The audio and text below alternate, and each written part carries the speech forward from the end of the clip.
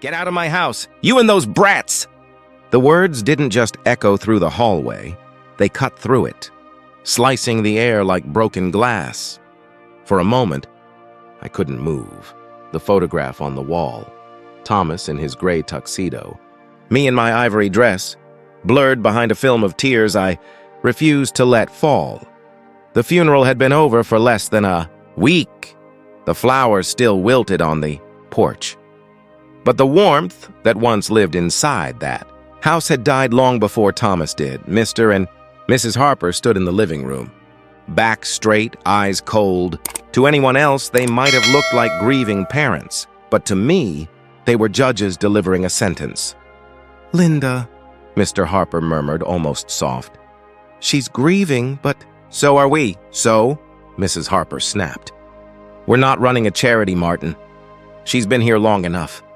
That was the moment I knew.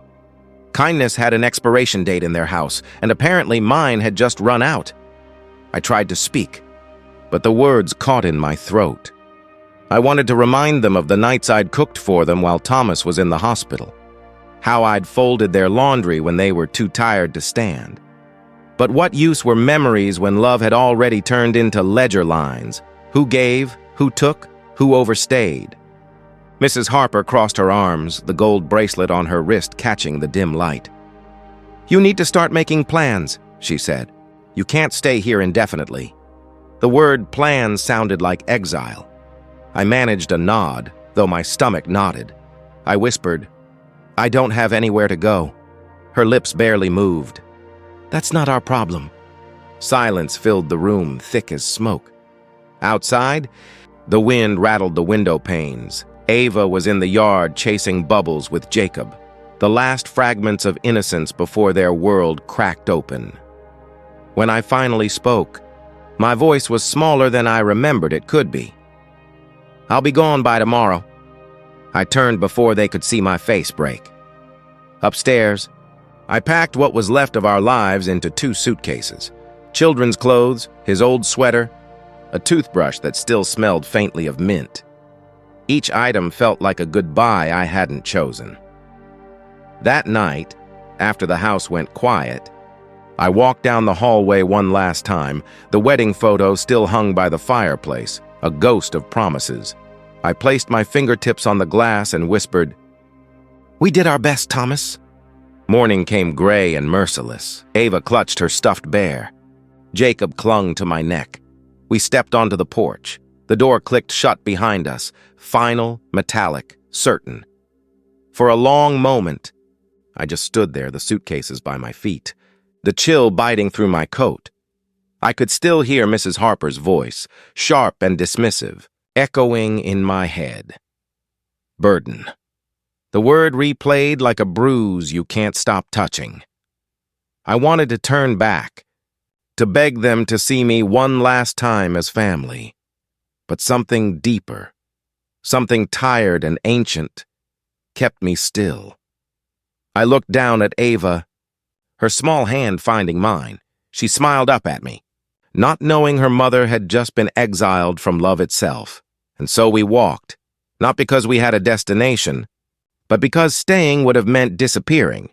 If you've ever been pushed out of a place you once called home, this story is for you. The sun hadn't fully risen when we stepped off that porch. Mist hung low, curling around the mailbox like a secret that didn't want to be told. Ava tugged at my sleeve, her stuffed bear dangling from one arm. "Mommy," she whispered, "where are we going?" "On an adventure," I lied softly, because the truth that I had nowhere in mind was too heavy for her small shoulders. Jacob slept against my chest, his tiny breaths fogging the collar of my coat. The suitcase wheels clattered over every crack in the sidewalk, a hollow rhythm marking the end of everything we'd called home. The houses we passed were still asleep, curtains drawn, coffee not yet brewing. Behind every door was a life continuing. While mine had stopped and shattered, I kept walking, not out of strength, but out of instinct, because mothers don't get to collapse. Not when little hands are counting on them to keep moving. The morning air bit at my cheeks. Ava hummed under her breath. The tune off-key but brave. I wanted to cry, to scream, to ask Thomas why he left me to face this alone. But grief has no audience on the street. So I just walked, whispering small stories to her. See that bird? It's racing us. See that tree? It's waving goodbye to the cold. Each lie was a soft blanket over truth's sharp edges. By noon, my arms ached and my throat burned. We stopped at a bus bench. The metal cold through my coat. Ava rested her head on my lap. Jacob stirred, his face flushed from sleep. I stared at the sky, pale, indifferent, and tried to pray. But all that came out was a whisper. Please, it wasn't a request for money or miracles. Just the strength to last another hour. And then, remembered Rebecca, we hadn't spoken in almost a year. Life had scattered us in different directions, but her apartment wasn't far, a few miles maybe. I stood, lifted the suitcase handle, and told Ava, "We're almost there. I wasn't sure where there was, but hope needs a name, even a borrowed one." When we reached her building, my arms trembled from exhaustion. Paint peeled from the door. The hallway smelled faintly of detergent and old wood.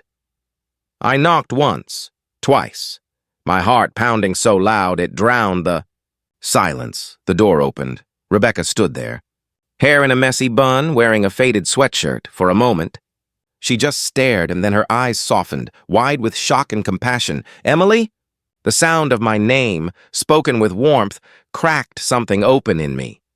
Before I could answer, she wrapped her arms around me. Oh my God. What happened? I didn't trust my voice. I just whispered, "Everything." She pulled me inside without another question.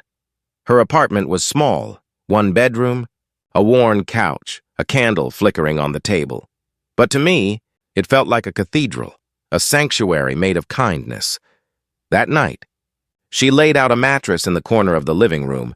Ava curled beside me, Jacob tucked between us. Rebecca handed me a cup of tea and whispered, "Stay as long as you need." When the lights went out, I listened to the sound of my children breathing. For the first time in weeks, the silence didn't hurt. It healed. I pressed my palm over my chest, feeling my heartbeat slow, proof that I was still here. Outside, the city hummed softly, uncaring and endless. Inside, 3 small hearts slept safely in the glow of borrowed grace. How far would you walk when you have nowhere left to go? The days that followed blurred together like gray watercolors. Mornings smelled of instant coffee and worry. Nights tasted like silence. Rebecca left for work at dawn, whispering, "There's cereal for the kids," before slipping out. I'd wake, braid Ava's hair, wipe Jacob's face with a damp cloth, and pretend we had somewhere to be. Pretending, I'd learned, was a form of survival. By noon, I'd walk the neighborhood handing out handwritten flyers. Need help cleaning or organizing? Call Emily. Some days no one called, other days I scrubbed floors until my knees stung. Still, I was grateful. At least someone saw me as useful. At night, when Rebecca came home, she'd set her grocery bag on the counter with a soft sigh. "I grabbed extra milk," she'd say, like it wasn't a miracle. I'd thank her quietly, fighting the shame that came with needing so much. The mattress in the corner became our island, our little country of 3. Jacob's feet were always cold. Ava whispered prayers she didn't understand, and I lay there, staring at the ceiling fan, counting its slow turns like seconds on a clock that refused to stop. Then one afternoon, while cleaning Rebecca's living room, I reached into my old handbag. I was looking for a pen. My fingers brushed something rough, folded paper, soft with time. I pulled it out. It was a lottery ticket. The ink was faded, red and blue bleeding into each other. I frowned, trying to remember. Then it hit me. Thomas. That night at the pharmacy. He was weak but smiling, holding my hand while I paid for his medication. He'd pointed to the lottery machine by the counter and said, "Let's try our luck. If we win, I'm taking you and the kids somewhere warm. Fiji, maybe." He'd laughed then, that deep, unbothered laugh that used to make strangers smile. He handed me the ticket and said, You keep it, just in case. I had stuffed it into my bag and forgotten. Until now. I stared at it for a long time, my heart tapping lightly against my ribs. Then, without thinking, I grabbed Rebecca's phone. My hands trembled as I typed the numbers into the lottery site. One by one. The screen blinked. Then again, I thought it was a mistake, a glitch. So I refreshed and there they were, all 6 numbers, every single one, A. Perfect match for a moment. The world stopped breathing. The hum of the refrigerator, the traffic outside, even Jacob's giggle from the next room. Everything went silent. I sat down slowly on the couch, the ticket shaking between my fingers. My chest felt too small for the storm inside it. Tears came hot and fast. I whispered his name. Thomas. It wasn't joy. Not yet. It was disbelief. The kind that breaks and mends you at once. The woman who couldn't afford a loaf of bread was suddenly holding $200 million in her hands, the widow they called. Burden now carried a secret worth, more than every insult she'd ever swallowed. Looked at the ceiling and laughed, a cracked, trembling sound that scared me with its freedom. Maybe it wasn't luck. Maybe it was mercy delayed. Sometimes the miracle isn't new. It's been waiting for you to notice. I didn't sleep that night. The ticket sat on the table beside me, lit by the flicker of Rebecca's candle. Every few minutes I checked the numbers again, as if disbelief could rewrite reality. But it didn't. Each time I looked, the truth stared back. $200 million, the kind of number that felt too heavy for my mouth to say. At sunrise, I borrowed Rebecca's phone again. The screen felt cold against my ear. State lottery office, a calm voice answered. I swallowed hard. I think I have the winning ticket, I whispered. My voice trembled like a secret not ready to be told. The man asked for verification numbers, and I read them one by one. There was a pause, a long, suspended breath, before he spoke again. Congratulations, ma'am. The ticket is legitimate. We'll schedule an appointment for confirmation. His tone was routine, almost bored like he was telling me the weather. But I just sat there, gripping the phone, tears streaking down my cheeks. When I finally hung up, Rebecca walked into the room holding 2 mugs of coffee. Her eyes caught the look on my face. Emily, she said softly. I turned to her, voice breaking. I just won $200 million. The mug slipped from her hand, shattering on the floor. For a heartbeat, neither of us moved.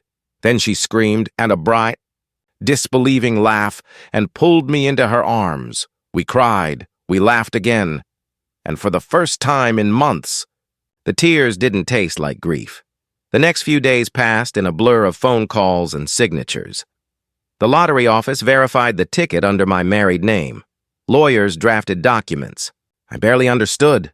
A financial advisor spoke of taxes, trusts, and discretion. I nodded through every meeting, my mind still floating somewhere between gratitude and fear. They suggested I claim the winnings anonymously, through a private trust. I agreed instantly. I wanted no reporters, no cameras, no headlines calling me the lucky widow. Luck hadn't saved me, survival had. When the funds finally cleared, the number appeared in neat digital perfection on a screen. $200,000. I stared at it until my eyes blurred.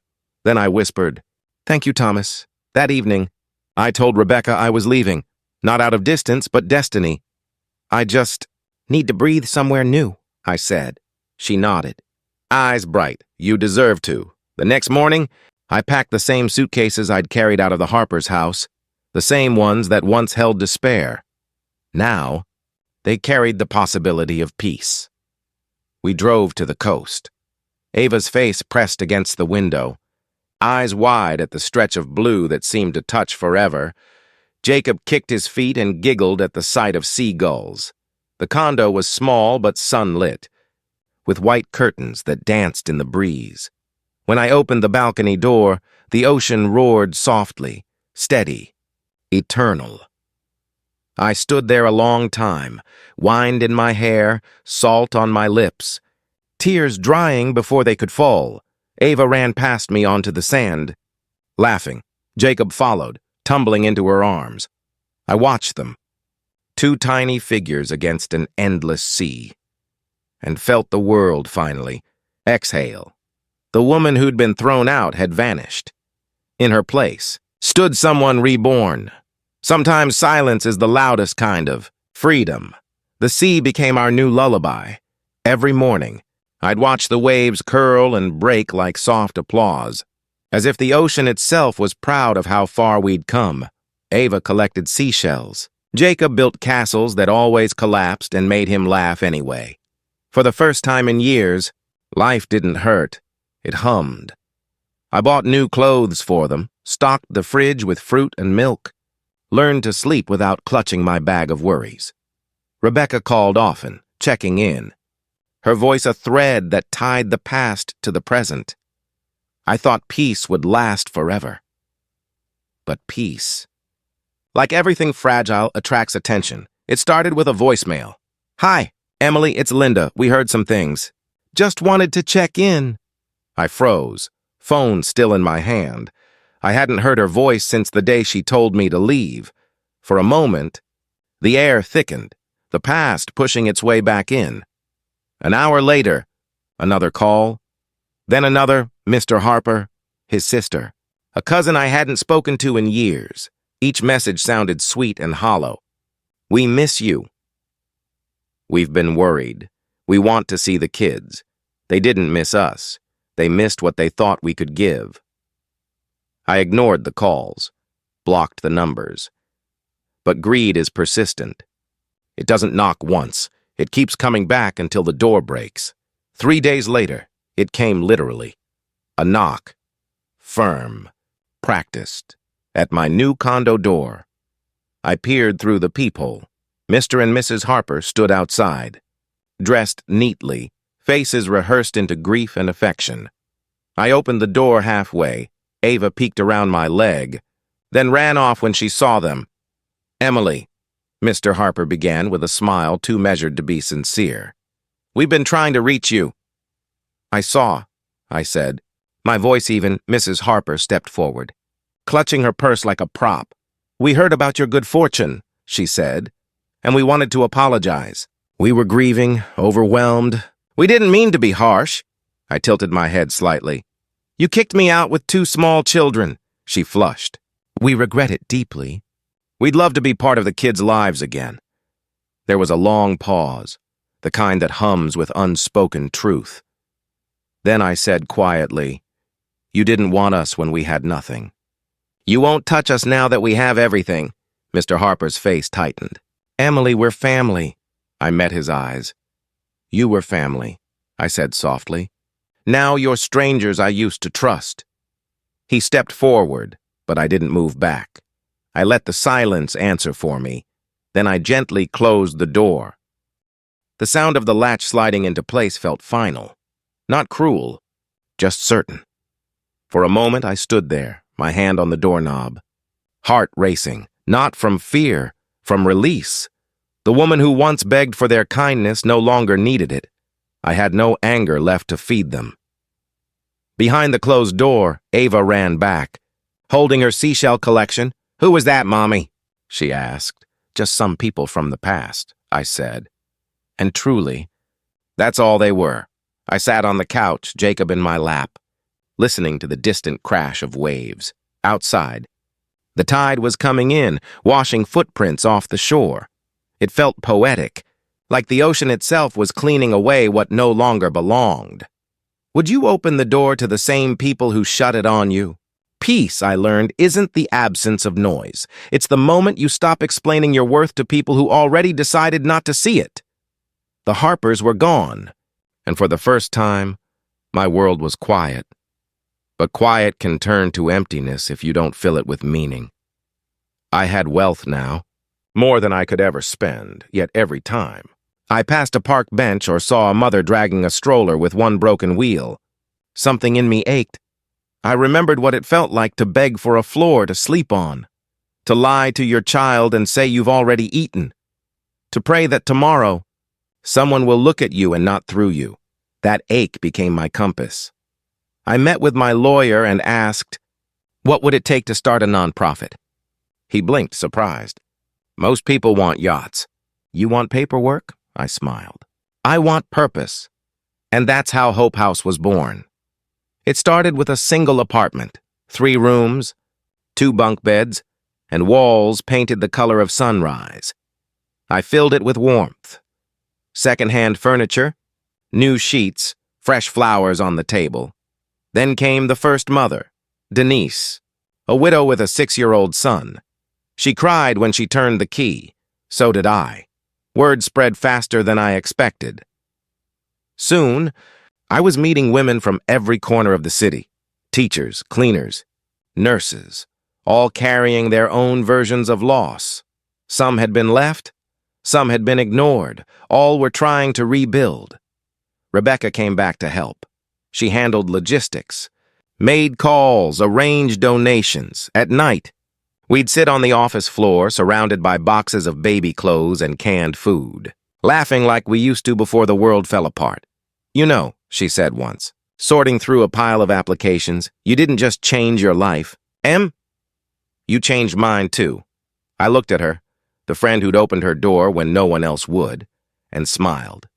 You saved me first. This is just me returning the favor. By the end of the first year, Hope House had helped 30 families. We added a computer room for job training, a kitchen for cooking lessons, and a playroom with walls covered in crayon art.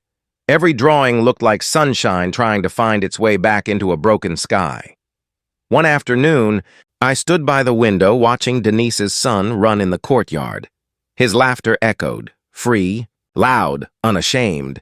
Behind him, his mother sat on the steps, smiling in a way that made time pause. That image, a woman at peace, her child safe, became the logo of Hope House, a reminder of what healing looks like when it finally has a roof. We held no grand openings, no speeches. I didn't want cameras, I wanted impact. Sometimes at night, I'd walk through the hallways when everyone was asleep, doors closed, lights dimmed, the faint sound of a lullaby drifting from one of the rooms, and I'd whisper, "We made it." Not just for me, for all of us who'd ever been told we were burdens, because justice doesn't always come from courts or judges. Sometimes, it's a safe bed, a hot meal, a child laughing because his mother stopped crying. Justice doesn't always wear a robe. Sometimes, it wears a mother's hands. Hope House grew faster than I could have dreamed. By its second year, we had 3 locations, one in the city, one near the coast, and another in a quiet town where the stars still showed themselves at night. Women came from everywhere, each carrying a story too heavy for one heart. I listened to them all. Sometimes, I'd sit at the long wooden table in the common room, sharing coffee with mothers who still flinched at sudden sounds. They didn't need advice, just someone who understood. And I did. One morning, a delivery arrived at the main office, a bouquet of white lilies, too perfect to be random. The card read, "We're proud of you. Love, Mom and Dad Harper." I stared at it for a long moment before setting it down. The scent was sweet, almost suffocating. Rebecca walked in, saw the flowers, and frowned. "They really don't quit, do they?" "No," I said. "But neither do weeds." We laughed. But the air felt heavier after that. I knew what was coming, and I was right. A week later, they arrived, unannounced, uninvited, dressed like they were attending a ceremony instead of an apology. Mrs. Harper's hair was perfectly curled. Mr. Harper wore the same watch he'd checked impatiently. The day they threw me out, "Emily," she said, voice syrupy, "you've done such wonderful things. We're so proud of you." I kept my tone calm. "Thank you." "Hope House has been a blessing." She stepped closer, lowering her voice. "We'd love to reconnect. Maybe visit the kids. Take them to the zoo, perhaps." Her words dripped with politeness, but her eyes gave her away, sharp, calculating. Hungry, I folded my arms. You told me I was a burden. Mrs. Harper blinked rapidly, the smile faltering. We weren't thinking clearly. We were in pain. I was in pain too, I said quietly. And you put me and your grandchildren out on the street. She looked down, voice soft. We made a mistake. I shook my head. No, you made a choice. Mr. Harper stepped in, his voice tight. Emily, don't punish the children by keeping them from their grandparents. I took a slow breath. This isn't punishment. It's protection. They're happy, safe, and they know love doesn't vanish when money does. He tried again. We just want to make amends. I met his gaze, steady and unshaken. Some doors stay closed for a reason. Silence fell. Outside, I could hear the laughter of children from the play yard, pure, untainted. Inside, only the ticking of the clock. Mrs. Harper's cheeks reddened. So that's it? You think you're better than us now? No, I said softly. I just finally understand my worth. And it has nothing to do with money.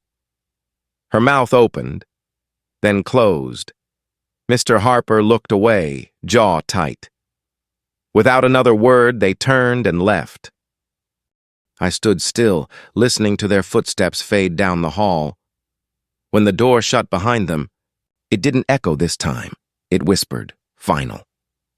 For a long moment, I just breathed, not out of anger, but release, forgiveness, I realized, isn't always about letting someone back in. Sometimes it's about freeing the part of you that waited too long at their door. Rebecca appeared behind me, a quiet smile on her face. You okay? I'm better than okay, I said. I'm free. Outside, the sun broke through the clouds, flooding the hallway in gold. Light spilled across the floor, touching every corner, even the one they'd just walked through. Peace isn't letting them back in. It's forgiving yourself forever, waiting at their door. The weeks that followed were quieter than I'd ever. No, not empty, just full of peace I hadn't yet learned how to carry. The house smelled of sea salt and new. Beginnings, Ava's drawings covered the fridge. Jacob had learned to write his name in crooked little letters that looked like hope learning to spell itself. Hope House kept growing. We added new programs, bookkeeping, hairstyling, digital skills. Women came in broken and left standing taller. Every graduation day, I'd watch them walk out the door carrying their children, their resumes, and their pride. Each one reminded me of the night I stood outside that other house, the one that refused to call me family. I still miss Thomas. Grief didn't leave. It just learned to walk beside me instead of ahead of me. Some mornings, I'd wake and reach for him out of habit, touching only air and memory.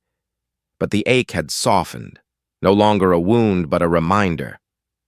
One evening, the three of us sat on the deck watching the sun melt into the ocean.